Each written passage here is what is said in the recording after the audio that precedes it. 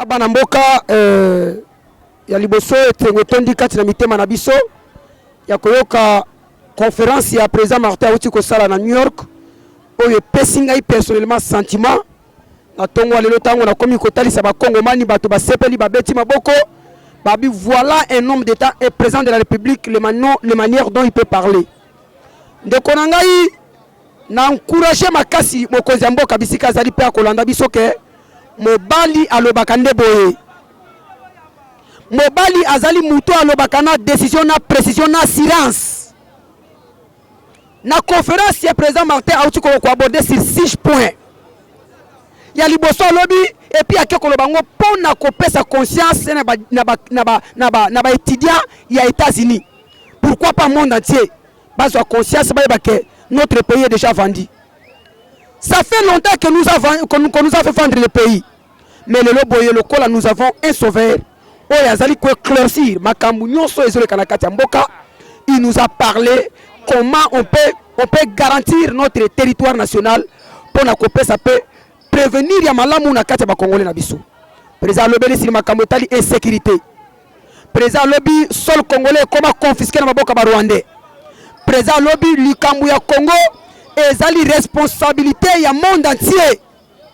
Il faut basunga Congo lungwa na maboko esclavagisme rwandaise.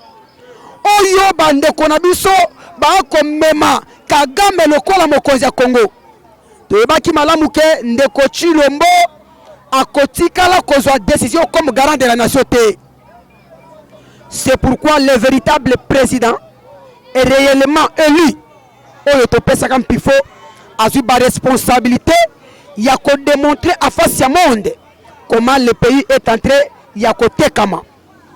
Yami bale oyoki wuta mukolo oyo toyamba mokonzi mboka 31 août 2024 ba dongolo miso ba ini ya Congo ba sepelité.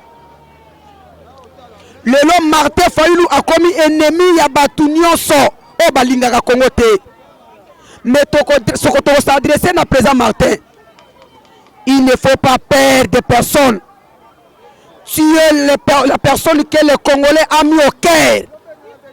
Vous êtes un président que les Congolais aiment jusqu'à l'infinité. Président Martin a lobby pour la cohésion nationale. Pour trouver une résolution par rapport à la situation sécuritaire et sa république. Toyoki baini ya Congo bagangi lokwa bakelele à la personne de M. Kabila. Kabila a koboya dialogue pourquoi? Kabila a koboya dialogue parce qu'il a préparé un coup d'état. Kabila a kosala pouvoir mais c'est Sassou Asala Lisuba na Congo Brazza. Or pour le moment que nous sommes Congo et kotikala sous koleka na coup d'état te. Nous demandons à M. Kabila, il a géré ce pays pendant 18 ans. Qu'est-ce qu'il nous a laissé comme souvenir? C'est le Paris foot.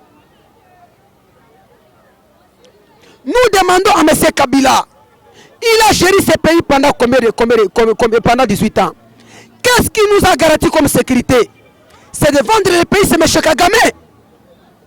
Alors, biso ba Congolais to wabi zengi, tota la ka bato balingi Congo te. Mais c'est les accords que vous avez signés avec M. Tshisekedi, ça n'engage nullement les Congolais. Biso siko ba Congolais tozu conscience. Tolobi na bango na 2001-2002. Tango ndeko Kabila aye kokuta ba tout rébellion ba toni na sa république. Qu'est-ce qu'il avait fait? A un dialogue. C'est à partir de la dialogue que M. Jean-Pierre Bemba a tika Minduki. À partir de la dialogue que Olengankoi, Olivier Kamitatu, Denis Sanga, Aziras Ruberu, Mboussa Namouisi, Bango Baso Bamende, Batika Manduki, Ponakoya na kati ya gouvernement. Le lombo cannabis est commis na niveau au Kabila Koutela Kango. Ce qui te sengi dialogue. Batuana baso bakotika manduki bakoya et loko bango bakoboya dialogue ezali nini. Nous avons demandé à M. Nanga Comment toi qui étais le président de la commission électorale nationale dite CENI, au kamati pouvoir ya peuple au pesi Tshisekedi, na munoko na yo au confessé que le président de la République c'est M. Félix Tshisekedi, le même yosa qui présente CENI au pesi pouvoir après 2 ans comme rebelle. Nanga doit nous expliquer. Et loko wana bamoni ke eza kraka ya makasi et ko compliqué bango. Mais ce Kabila est allé instrumentaliser encore M. Moïse Katumbi. Ya kolobana ye, il ne faut pas toquer dialogue, biso ba ressortissant est, toza na posa toka matamboka oyo, tozonga na pouvoir, selon bango ba komi ko benga pouvoir na bango, c'est que na Congo pouvoir est comme familial.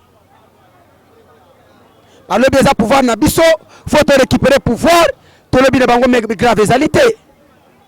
Ya makasi ezalité, ceux qui besoin na posa pouvoir, oya to fanda, to solo kwa ba congolais, to bongisa makambu nyoso, to tinda batu na ba élection, peuple akata makambu. Ceux qui ba voter yo, o gérer mboka ya pas de problème. Ba moni ngo mabe. Mais to yebisi ndeko Katumbi, dialogue oyo est concerné que ba congolais du sang. Dialogue oyo est concerné que bateau et babotama tata mama congolais. On ne va pas associer les étrangers. On ne va pas associer les internationaux. C'est un problème du Congo, c'est un problème de la République démocratique du Congo. Nous avons besoin que des politiciens congolais d'origine. Le quoi M. Katumbi a dit que non, je ne suis pas congolais. Je serai nulle part par rapport à inviter au Bakole na kata dialogue. Yango moni elango sibango. Na uti komo na ndeko moko ya parti politique ya Kabila. Na structure ya Kabila forever. Na kombo ya maître Jean-Pierre Ngalula. O ya uti kondima consultation pas présent Martin Fayulu par le bi et senga na biso ba congolais to ke dialogue. Le loi a révoqué na parti ya Kabila. Yango to yebisi bango ndeko nanga pe bino baso boko landa. Biso maboko na biso jamais kotikala ko kangama. Yoka mingongo ndenge koma likola ko ganga pona mboka. Ba santé to pede yango pona ko bundela mboka. To kotikala su kozonga simate. Objectif na biso ezali ya koyeba nani oyo azaka moyini ya Congo. To yebisi bango qu'il play, qu'il neige. Biso tozo kende dialogue. Mais c'est Tshisekedi ayebisa biso. Qu'est-ce qu'il a parlé avec Kabila? Qu'est-ce qu'il a signé comme des accords avec Kabila, avec Nanga? Et puis, eloko na koyebisa bino. Boyeba ke na Congo tokei 3 dialogues. Oyo Kabila asengaka dialogue na kati ya mboka. Kabila asengi 3 dialogues. Ata mukolo moko te Martin Fayulu akamata poste. Au contraire, na dialogue ko touti kosala ya suka 2016. Ezalaki temps oyo Martin Fayulu a déposé, a démissionné na poste comme député national. Fayulu lobi 2 ans au Kabila ezaki moyibi. Ngai peuple a pesa nga mandat 5 ans. Le coup la 5 ans ekoki, je démissionne en tant que député. Donc comme en 2018, na mbuli na ta wana bako futa député national $8,000. Ba kangi simbongo ya 24 mois 2 ans. Pour calculer $8,000 fois 24 mois, et ça combien? C'est dans de 300 et quelques mille $. Bah, qui a Martin Fayulu le bin à cause de bon côté, bon, mais on a trésor public. Bah, yango. Fayulu a boy cause de pouvoir la négociation. Alors, si Kabila veut vendre le pays, après ça, moutou sous pouvoir. Toya wa bolobi Fayulu liembo wa Tshisekedi. Toke l'élection fala ko premier ministre. Ba nommé premier ministre fala ko na gouvernement. Ba nommé bat na gouvernement, bozangi maloba koloba, bokomi bato biloba loba. Botike la biso Fayulu na biso ba congolais bali na posta na ye. Ba congolais baza na posta ya Fayulu koleka ba politicien nyonso. Parce que après ko linga Fayulu ba congolais ba ko linga ndengai. Après Fayulu soki Fayulu asili makamuna ya politique, ngande muna ko remplacer la place à Fayulu. Toko bundela mboko pona ko sauver milimo ya ba congolais. Mais toko bunda mboko pona ko solo meyete. Comment on peut t'appeler un président de la République, mais tu ne t'associes pas de la vie de la vie humaine des populations, tu veux que tu s'enrichis. Bah, même si on a pas distraction, autre que le bébé l'été. lelo mwana mwasi oyo a dénoncé ki makambo ya Jackie Ndala bakangiye na Brazzaville baye kozongisa ye awa. Pourquoi a dénoncé que non Jackie Ndala on l'a violé? Mais bande konanga ito za quand même ba Congolais. Ayons l'amour de ce pays si nous sommes réellement des Congolais. Na détention ya aner bana mibali nyonso bakangaka bango ba violaka bango. Ba pesa bango ordre. Na sima ko violer yo, ba intimider yo. Pour que olungwa na ngambo zali wana, oke na ngambo na bango oko ba pe muyibilo kwa bango. Mais tolobi na bango toute chose à son temps. Foma tolobi na biso bino bande ko boyamba ki mokozi nkumu na biso ya mboka kuna na États-Unis longonya na bino mokozi pe mikolo na ba séjour na yo za kuna longonya na yo toyebi da tokozonga mais tokolo bango na itande ikete na féliciter yo na malobozui en tant garant de la nation mwana mobali nda azala kaboyi comportement na yo ezo enseigner biso ebele attitude pe politique na yo ezo kolisa biso pena makasi peso pesa biso assurance pour que ceux qui ont les misoto biso to remplacer yo pona komamboka na biso liboso na pesi bino longonya bande konyo so ba kolanda biso vraiment on est ensemble bitumba o eza pona biso nyoso mbote pona bino nyoso. Merci. Merci monsieur le journaliste. Ngana zolo babwe pona makama cohésion nationale. Ngana yebike neti biso to zo ba chance ko bima na ba famille ba chef coutumier. Ata na ba village ndenge to witaki. Soki na mboka bazomona makambo ezotambola bien te na zamba biloko ezobota te bato bazokufa ba malade epai boye epai. Mukumu okomona babeti tango na mboka babengi mutu nyonso ressuscita mboka wana baya basangana basolola pona mboka pona ni mboka na biso etambola boye te. Eza ndenge moko na Congo. Biso ba mama tozoloba. A part Congo toza mboka mususu te. Toza na bana, toza na bakoko, toza na lobi na biso. Toko lemba banzoto. Histoire nini toko pesa na bakoko pe bana na biso, ndenge bakoko na biso ana opesa biso histoire ya mboko yo. Biso pe lobi toko pesa histoire nini pona bakoko na biso. Botika, bolie mingi. Boyibi pe mbongo mingi, bokomi pe ba riche mingi, bokoko yoke ya biso mawate. Soki bino lelo ba benga bino bakonye, za pona biso oyo bozo boma, bozo nyokola, bozo violer, bozo sala nyonso. Po biso tozali yango ba benga bino bakonzi. Pona nini? Mwana mboka monike pasi eleki peuple akufi mingi, peuple azonyokwa mingi. Tozo lala banzala kokufa na banzala.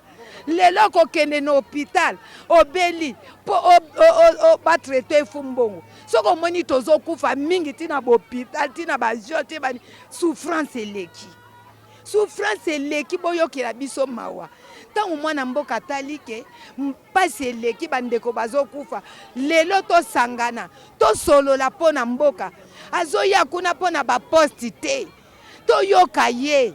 Bino bozala na posa biso toza na posa to yoka ye bosolo la pona mboka bosangana oyo ya solo soki bino bozolo bakuna ke boza bakonzi ya mboko oyo boa ba congolais boza na souci na biso ya ba mama na ba papa na bana na biso na bakoko na biso soki ya solo boza na posa mboko bosangana bosolola to yoka nini ezotambola te na mboka to lembi ko boma ko violer enlèvement ko sala nyonso mabeleki botika bosangana po tozwa solution ya mboka tozoya azoya kuna azoloba bien eza pona ba poste te posta ni bowelela bosolola pona mboka Congo ezala na kimia tozala pe bien na Congo lelo tokomi ko raisonner soki nazalaki na ndeko na mboka boye na mboka bapaya malamu navana ta na mboka bapaya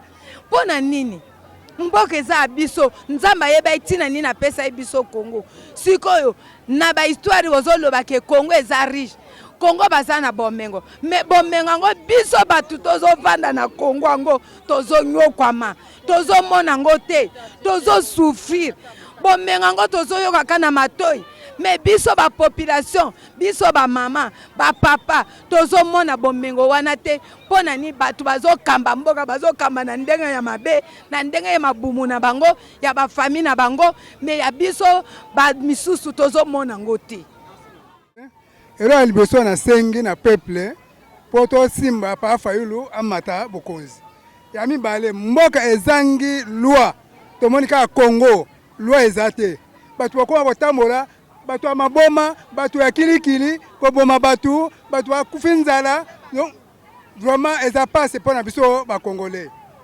discipline ezate mboka o président zali fo loi ezala lokwa tomoni mboka biso président ezate loi ezate ba président biso ba kwema nkanya ya 50 francs o elo ezanga na bango bazana memoria kosala mosala te batika mboka moto amayela sanini akama mboka to batu batambola na kimia kabila le père ye na discipline mais awa lokwa kabila pe akufi discipline eza sote discipline eza sote basi bakongo tamola bulumbu bana mibale bulumbu ba mama te batata te kaka ndenge moko mboka ezangi loi to vivre ndenge nini to yana posta moto oyo akoya na loi na mboka na biso akama mboka na biso to lia bien zaboy na oloba mingi te mais nazana posta oloba boy gouvernement boye bake eloko nyo zaka ebandeli na suka toza ba africain biso na Afrique eloko nyonso na famille nyonso soki likambo ezosimba te esengaka il faut famille bavanda même na famille na bino soki bato bazokufa bato bazobela esengaka il faut bovanda po boyeba source ya maladi wana euti wapi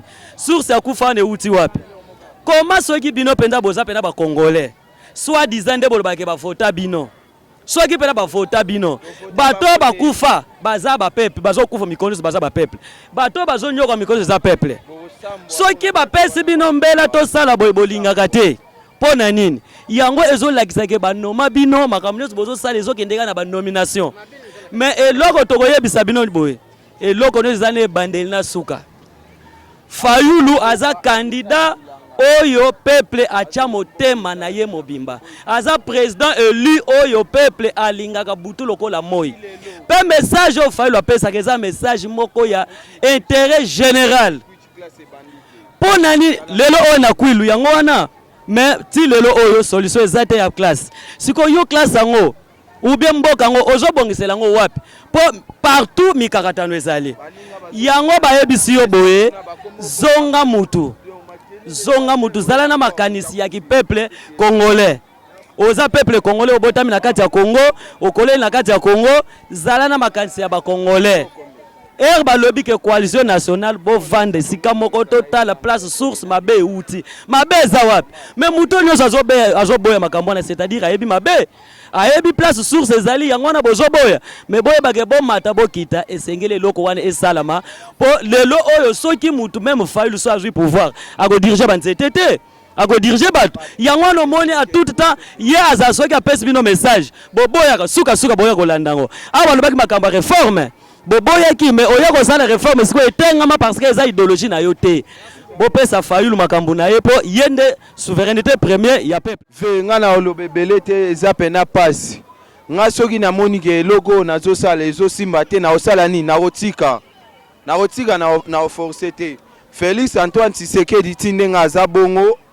donc kiti ya bokonzi wana oyo afandaka ti lelo eza ya ye te asala nini atikela biso pouvoir na biso nga na uchi ikwichi ti lelo na ikwichi classe ebandi te eza pena pasi ve keko ezala 100 francs ekomi na desa tokosuka wapi soki amoniki azokoka te azonga mboka alandaka bila bakesala bilanga na kingakachi biso biloko wana toboya yango batikela biso mboka na biso papa biso toya bakolo mboka misala eza te tokoma souffrir siko leta bandeko na biso basala ni bakoma bakuluna bakoma okanga bango bamema bango na rasese bakoma okanga pe na bawana bazoyiba mbongo nini ya Congo eza bongo te batikela biso mboka na biso faichi beto wana pouvoir na te so ozokoka te Martin Fayulu wana ida bien pona mboka na biso batika Martin Fayulu bapesa chance sasa nini akeli boso biso toleli na biso Martin Fayulu bana ikuti baleli Martin Fayulu seke batu nyonso balela Martin Fayulu batika biloko wana Félix Antoine Tshisekedi landaka bila na ingakachi boki sala bilanga